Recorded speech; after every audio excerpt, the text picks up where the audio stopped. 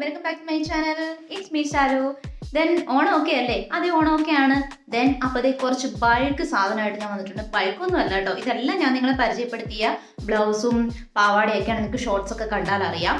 Then ഈ പാവാട ഞാൻ എങ്ങനെ സ്റ്റൈൽ ചെയ്യുന്നു എന്നാണ് ഞാൻ കാണിക്കാൻ പോകുന്നത്. ഒരു പാവാടയും ഡിഫറെന്റ് ടോപ്സും. ഓക്കെ, അപ്പൊ നമുക്ക് വീഡിയോയിലേക്ക് പോകാം.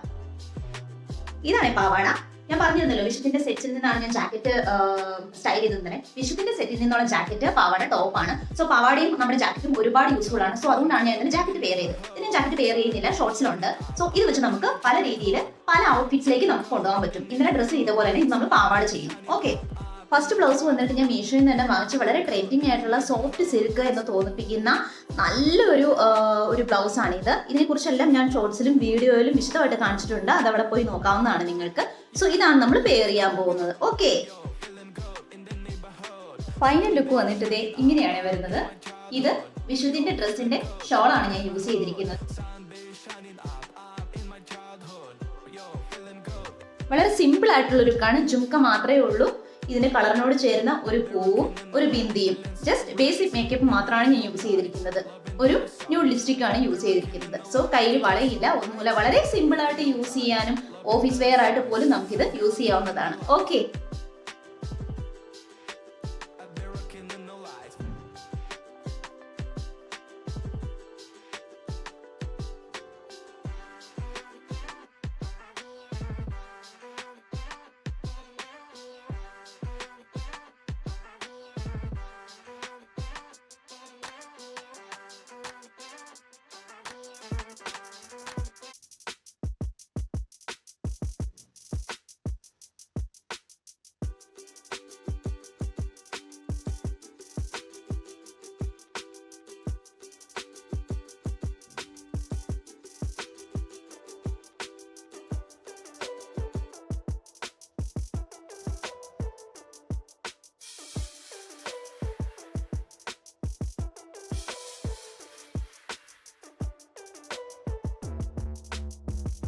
ഇനി നമുക്ക് സെക്കൻഡ് ലുക്ക് നോക്കാം.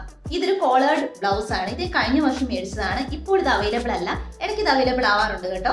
ഇത് 500 താഴെ വരുന്ന ഒരു ഫുൾ ലെങ്ത് കൈയുള്ള ഒരു ബട്ടൺ ഫ്രണ്ട് ഉള്ള പാഡഡ് ആയിട്ടുള്ള ഒരു ക്രീം കളർ ബ്ലൗസ് ആണ് ഇത്. നമുക്ക് ജാക്കറ്റ് ആയിട്ട് പോലും യൂസ് ചെയ്യാവുന്നതാണ്. ഇത് ഞാൻ യൂസ് ചെയ്ത് കാണിച്ചു തരാം. ഇതിനെങ്ങനെ പെയർ ചെയ്യാം, ഈ സ്കേർട്ടിന് എങ്ങനെ പെയർ ചെയ്യാം എന്നുള്ളത് നമുക്ക് ഒന്ന് നോക്കിയിട്ട് വരാം. ഓക്കെ, ഇതാണ് കേട്ടോ എനിക്ക് ഏറ്റവും ഇഷ്ടപ്പെട്ട ഒരു ലുക്കാണിത്. ഇതാണ് എന്റെ ഫേവറേറ്റ് ലുക്ക്. കഴിഞ്ഞ ഓണത്തിന് ഞാൻ ഇതാണ് ഇട്ടത്. ഞാൻ റീക്രിയേറ്റ് ചെയ്തതാണ്. ദെൻ കയ്യിലൊരു കട വെച്ച് ഞാനത് മുകളിൽ പെയർ ചെയ്തിട്ടുണ്ട്. ഒരു ഹൈ ഫാഷൻ ആയിക്കോട്ടെ എന്ന് വിചാരിച്ചാണ് ഞാൻ ചെയ്തിരിക്കുന്നത്. ഇത് ഗോൾഡൻ വാച്ച് കൊണ്ട് പെയർ ചെയ്തിട്ടുണ്ട്. ഇത് കോളർ വരുന്നതുകൊണ്ട് തന്നെ ഞാൻ മാല യൂസ് ചെയ്തിട്ടില്ല. ബട്ടൺ ക്ലോഷർ വന്നിട്ട് എങ്ങനെയാണ് ഈ ബ്ലൗസ് വന്നിട്ട് ചെറിയൊരു പോസിറ്റീവ് ഫീൽ ചെയ്യും. സോ ദുപ്പട്ട യൂസ് ചെയ്തിട്ടില്ല. ഒരു അരപ്പട്ട വെച്ച് ഞാനത് പെയർ ചെയ്തിട്ടുണ്ട്, അതിനൊരു എലഗന്റ് ലുക്ക് കിട്ടാൻ വേണ്ടിയിട്ട്. ഇങ്ങനെയാണ് കേട്ടോ പമ്പുകൊണ്ട് ഞാനത് പെയർ ചെയ്തിരിക്കുകയാണ്. സോ ഇങ്ങനെയാണ് ലാസ്റ്റ് ലുക്ക്.